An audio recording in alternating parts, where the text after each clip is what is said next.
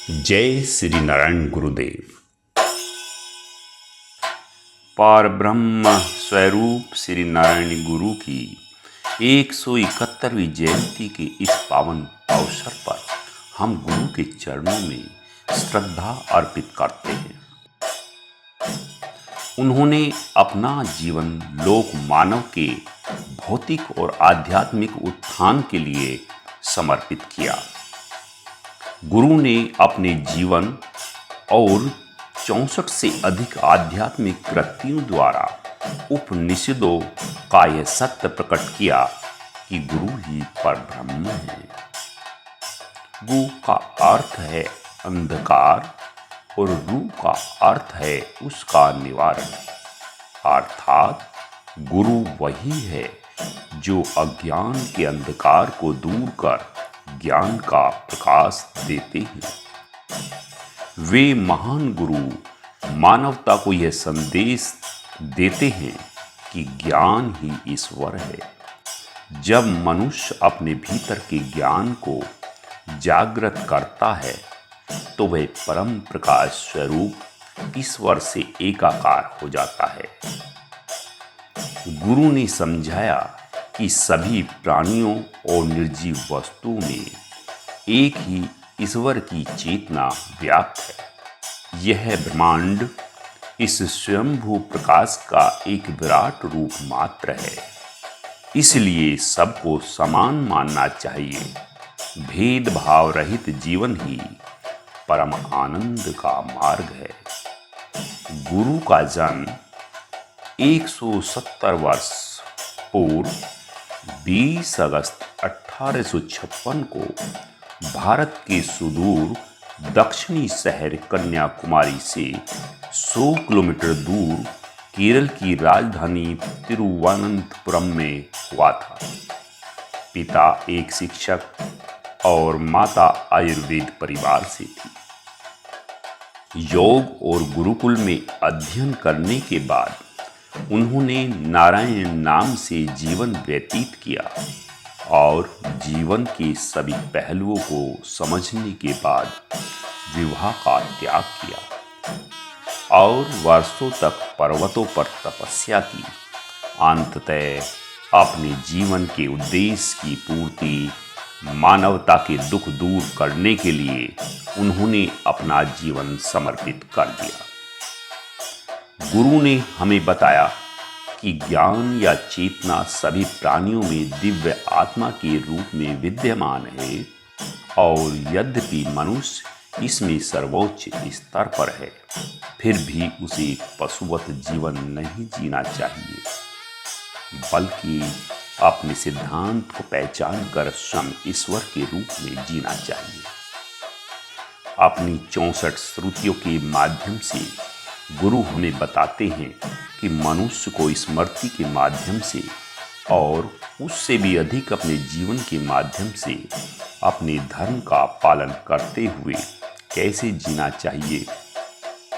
गुरु द्वारा अरुविपुरम शिवलिंग की स्थापना केरल के इतिहास में एक मील का पत्थर बन गई। 1888 में गुरु ने नयर नदी से ली गई एक चट्टान को अरुविपुरम नामक स्थान पर शिवलिंग के रूप में स्थापित किया।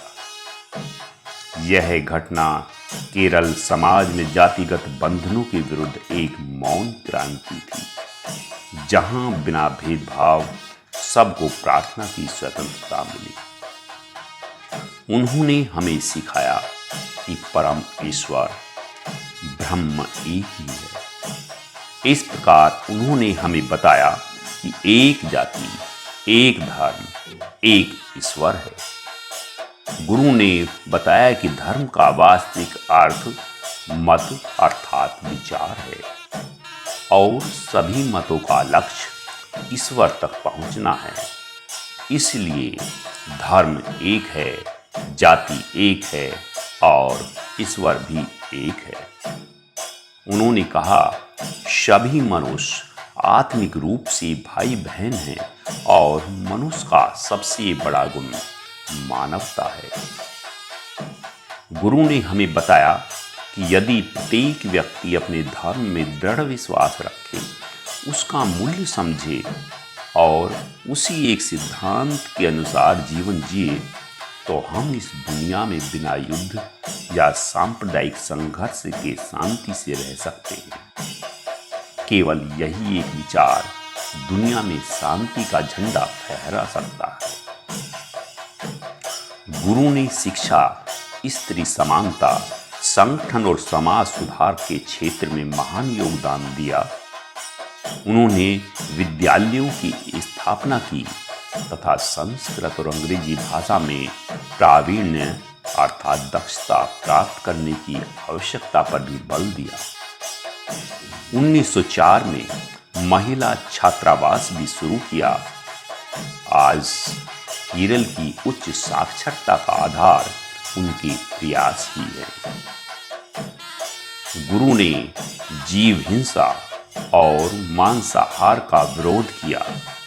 वे कहते थे, यदि शरीर की एक छोटी चोट हमें असहनीय लगती है, तो किसी जीव की हत्या कितना बड़ा अपराध है। एक बार महात्मा गांधी गुरु से मिलने गए। तब जब गांधी जी ने पूछा कि क्या मनुष्य के बीच अंतर का कारण यह नहीं है कि सभी आटे में पड़े पत्तों की तरह अलग अलग हैं, तो गुरु ने आटे से छोटे बड़े पत्ते तोड़कर उन्हें मसलकर इसका सार समझाया। गुरु ने पूछा कि क्या उनके स्वाद में कोई अंतर है। रविंद्रनाथ टैगोर ने भी गुरु से मिलकर उनकी महानता स्वीकार की। टैगोर ने कहा था, मैंने भारत के कोने कोने की यात्रा की है, पर इतना तेजस्वी व्यक्तित्व कहीं नहीं देखा। श्री नारायण गुरु ने समाज की दरिद्रता और पिछड़ेपन को दूर करने के लिए शिवगिरी तीर्थ यात्रा की शुरुआत की। इस यात्रा का मुख्य उद्देश्य केवल धार्मिक अनुष्ठान या आस्था तक सीमित नहीं था, बल्कि यह समाज के समग्र उत्थान का एक व्यवहारिक मार्ग था।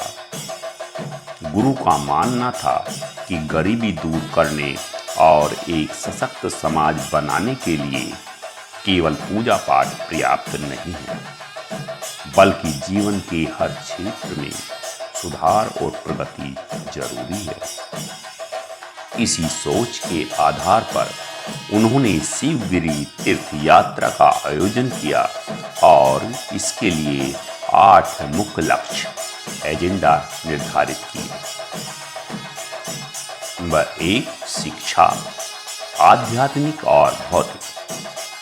गुरु का मानना था कि शिक्षा ही व्यक्ति को अज्ञान से ज्ञान की ओर ले जाती है। उन्होंने आध्यात्मिक ज्ञान के साथ साथ आधुनिक भौतिक शिक्षा पर भी जोर दिया।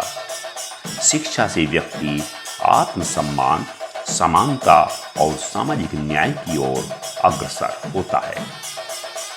2, पवित्रता, स्वच्छता। शुद्धता केवल शरीर की नहीं, बल्कि विचारों और कर्मों की भी होनी चाहिए। गुरु ने जीवन में नैतिकता, स्वच्छता और सदाचार को आवश्यक बताया। उनका संदेश था कि पवित्रता से ही समाज में स्वस्थ वातावरण और सामंजस्य स्थापित हो सकता है। 3, ईश्वरीय विचार। गुरु ने एक जाति, एक धर्म, एक ईश्वर का संदेश दिया। उनके अनुसार हर धर्म और हर मत का उद्देश्य मानवता की भलाई है। इसलिए मनुष्य को ईश्वर को अलग अलग रूपों में नहीं, बल्कि एक ही सार्वभौमिक सत्य के रूप में देखना चाहिए। 4, संगठन। गुरु ने सामाजिक सुधार और सामूहिक प्रगति के लिए संगठन पर बल दिया। उनका विश्वास था कि संगठित समाज ही अन्याय, असमानता और शोषण का मुकाबला कर सकता है। 5, कृषि। कृषि को जीवन का आधार माना गया। गुरु ने कहा कि समाज को आत्मनिर्भर बनाने के लिए खेती और प्राकृतिक संसाधनों का सही उपयोग जरूरी है। कृषि से समाज की भूख मिटेगी और आर्थिक मजबूती आएगी। 6. हस्तशिल्प। गुरु ने लोगों को हस्तशिल्प और कुटीर उद्योग के लिए प्रेरित किया। इससे न केवल रोजगार बढ़ेगा बल्कि समाज में स्वावलंबन और रचनात्मकता भी विकसित होगी। 7. व्यापार वाणिज्य। व्यापार और वाणिज्य समाज को आर्थिक दृष्टि से मजबूत करते हैं। गुरु ने कहा कि समाज को व्यापार कौशल अपनाना चाहिए ताकि वह आत्मनिर्भर बने और गरीबी से मुक्त हो। 8. विज्ञान और प्रौद्योगिकी। गुरु ने आधुनिक युग की आवश्यकताओं को समझते हुए विज्ञान और प्रौद्योगिकी के महत्व को स्वीकार किया। उनका मानना था कि विज्ञान और तकनीक का उपयोग समाज की प्रगति, शिक्षा और जीवन स्तर सुधारने के लिए होना चाहिए।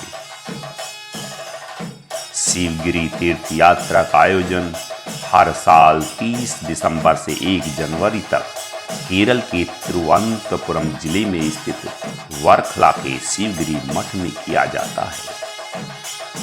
इसी दौरान हजारों श्रद्धालु और अनुयायी एकत्र होकर श्री नारायण गुरु के बताए हुए 8 लक्ष्यों पर आधारित विचार विमर्श, संगोष्ठी और सांस्कृतिक कार्यक्रमों में भाग लेते हैं। गुरु शिवगिरी आश्रम में रहते थे। 20 सितंबर 1928 को गुरु ने समाधि ली। आज भी उनका प्रकाश अनंत सूर्य की तरह इस संसार को आलोकित कर रहा है। जय श्री नारायण गुरुदेव। जय श्री नारायण गुरुदेव।